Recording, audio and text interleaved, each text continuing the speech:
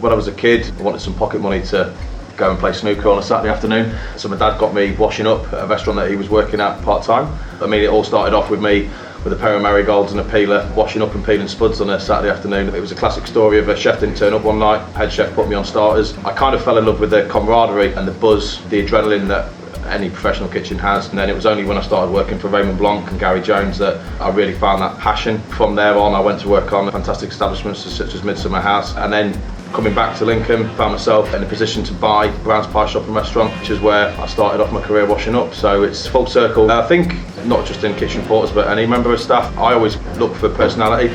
Attitude is everything.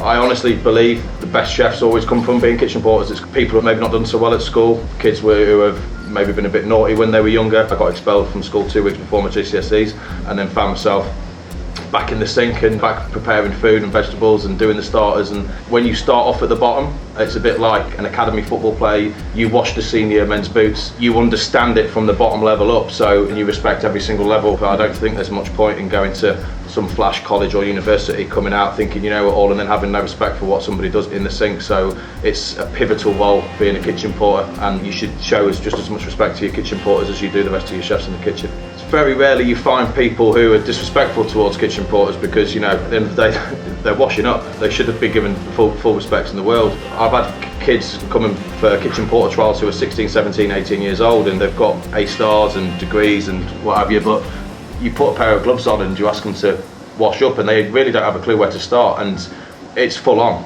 You've got to have that hard work ethic and a bit of grit about you to be able to wash up. A good friend of mine, Sean Dickens, he was on my hot starters at the Manoir, and anyone will tell you at the time the hots was probably one of the hardest sections in the kitchen to do. He did that section on his own with a kitchen porter doing his prep for him. You have to find a way to do it sometimes, and that's when a kitchen porter can become your right-hand man, so to speak. I've got a 19-year-old lad now who's a bit of a terror, misspent childhood. He reminds me of just of myself. None of his family have ever been to university, so he had this, I want to be the first person in my family to go and get a degree. When I saw that in him, I thought he really has got some fire in his belly. He's just about to get his degree in history.